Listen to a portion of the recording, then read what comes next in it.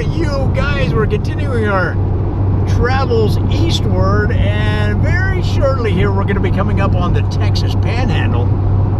And if you don't know, the Texas Panhandle, of course, is the northernmost portion of Texas. Now, here's how big Texas is, guys. The Panhandle is bigger than the state of West Virginia. So we're not quite there yet, but it gives us time to talk about things that, you know, you and your family may want to check out if you come down this way.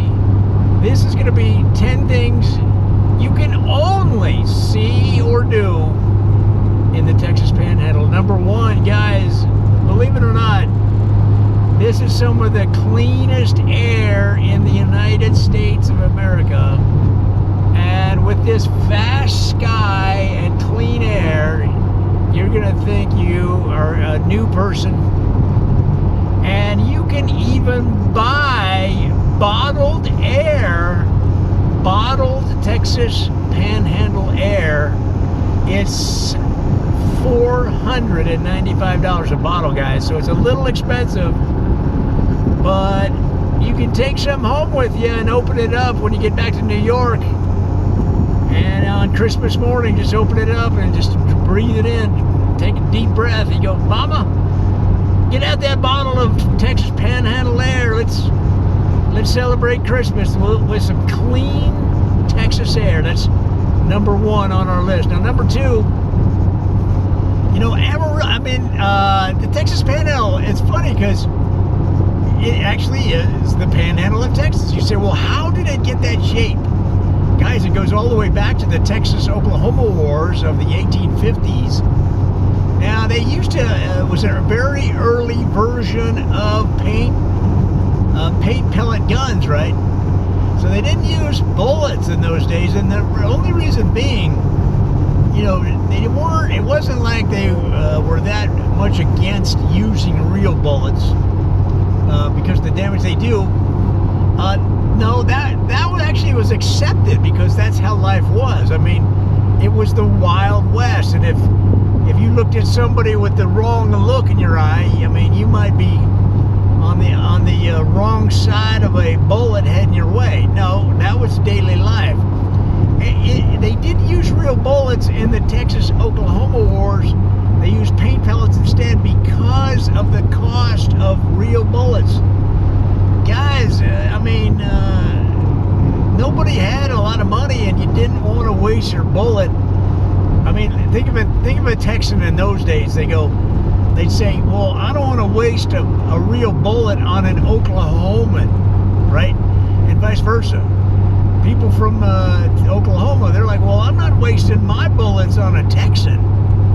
And yet they had to settle the border wars, so they used paint pellets right there in the mid-1800s, and who knows what scrabble and scrap led to the way that the borders laid out, but that's exactly what happened. And it's something that you can only see or do in the Texas Panhandle. Now, number three is a lot of fun. It's fun for the whole family because they call it the Texas Panhandle Pokey. Now, you might have been to a wedding recently where they say, put your left foot in, you put your left foot out, right? And they call that the hokey pokey. Well, this is the Texas Panhandle Pokey. And it's fun for the whole family because it's an easy dance to do. And the lyrics go, take your Texas Panhandle in, you put it in the pokey. And you wait until it gets all kind of smoky. And what you're doing is, you know, waving your hand like it's hot. Like you touch the oven and it's hot. So there's all kinds of moves to the dance, but guys, look it up online. It's the Texas Panhandle Pokey. And it's something that really you should wait till you come down here to do to get the official training. But anyway, it's number three on our list. Number four, well, I mean, what can you say about Texas that hasn't already been said? But what is the connection between the Texas Panhandle and the Alamo, the famous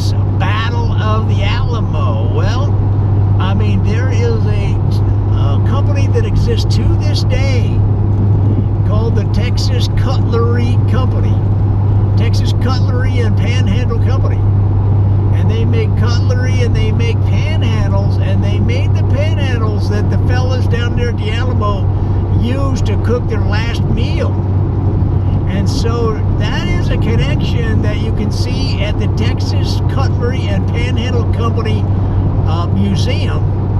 You can see photos from those days and how they were related to the Battle of the Alamo. Guys, it's number 4 on our list, and it's a very exciting connection to one of the highlights, one of the best known moments in Texas history, the great state of Texas that everybody loves. Now, number 5 is a more modern day. Now, you might have been around, maybe not, maybe you're a youngster, but if you're an oldster like me, you were around when CB radios were the big thing, right? Breaker 19. Now, CB radio, if you don't know, is a citizen band radio allowing communication between citizens and predominantly used on the freeway.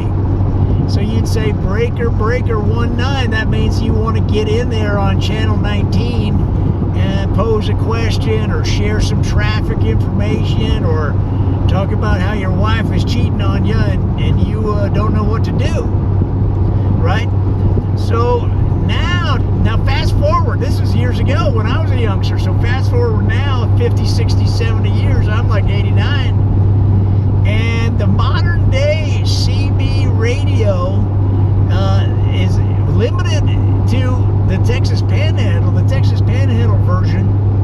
You don't say Breaker 19, you say Texas Pokey, want to get on and talk about my Smokey. And this was an extension of the dance because people were coming back from the Texas Panhandle dances, and they wanted to get that traffic information. You can tell when I'm losing it. They wanted to get that traffic information coming back from the dance, so all they did was they just kept saying what they were saying at the dance. So they'd say, Texas Pokey, want to get on and share my Smokey. And that meant you wanted to get some information about where the po-po was, about where the breakdowns and the traffic lanes and the traffic accidents. And guys, it's get yourself a CB radio at Walmart and get out here on the freeway. And man, you're gonna love the modern day CB radio. And it's something that you can only do and see in the Texas Panhandle. That's number 5 on our list. Guys, number 6 is so much fun because everybody loves Hollywood. And, well, of course, Texas has some big stars out there in Hollywood. You got Boom Boom. What's his name? He goes boom boom. Shh, shh. Remember that in the movie Boom Boom? Shh, shh. Matthew McConaughey makes some funny sounds all the time. And then you got Sandra. She was in that Speed movie driving that bus. I mean, the one thing, I saw that movie Speed and I go, well, she didn't come from Texas because, a Texan would have known how to drive a bus, okay? Because that's how most kids out here learn. They learn on a pickup truck or on a bus. Because out here, you get out in some of the remote areas, and you got to start driving your siblings. Maybe you got 9, 10, 12, 20 siblings, and you might be the oldest sibling, and you got to drive them to school because dad has got to get out of the field and mom is cooking dinner. She's got to get up early and get the eggs and all that. Well, who's going to drive everybody to school? Well, it's the oldest kids. So they learn to drive a school bus when they're like 13, 14 years old. And the way that relates to the Texas Panhandle is that most of the school bus training materials are printed right here at the Texas Panhandle that's coming up in a few miles. And so the training that those kids are given is in book form. And a lot of times they would read the Texas bus driving manual that's printed in the Panhandle the kids, the oldest kids, they'd read the book as they were, in other words, they're learning on the job, right? They'd have the book open while they were driving the kids. Now you might say, well, that sounds, one, illegal, and two, dangerous. Well, see, that's the thing. You're probably from Chicago, and you probably got clean fingernails from not doing a lick of work in your life. But here in the Texas Panhandle, when you might have 20, 30, 40 kids, and they got to get to the school, well, you learn on the job. You just do. The thing about Texas, here's the thing about Texas, guys, and I used to live here, so I know this for a fact. You get the job done. Okay? Now, if you're from Chicago or, Nashville, for gosh sakes, all right, you maybe not have heard that saying. But here in Texas, and especially in the Panhandle, the slogan is, get the job done, okay? And that's what has served this state so well over the decades and the centuries. Texans get the job done. And so that's how it came about that the school bus training manual was printed in the Panhandle. And guys, it's number 6 on our list. Well, number 7 is another interesting thing about media, about, in this case, broadcasting, because there is a local broadcast company in the Texas Panhandle owned by the John R. Smitty Potty Company. And the John R. Smitty Potty Company, well, they are the originators of the Texas Potty, right? The specially designed Texas Potty, and we'll get into that on number 9. But they also are broadcasters. In fact, in the early days, they broadcast right from the tower, and sometimes they were still on. They didn't have time to go to the potty, and that's why we'll get into that on number 9. But anyway, they have a chain of towers. That's what I'm trying to say, across the Panhandle. And so you can drive from one end of the Panhandle to another listening to the same programming. Now that is almost impossible in Texas, because if you've ever driven through Texas, it takes 7, 9, 10 days just to get from one town to another. But because this broadcast company, the John C. Scotty Potty Company, owns every tower in their company, they decided, well, we're just going to program the same program. And so if you like country music and you like listening to gospel, because that's what they play, then you can tune in.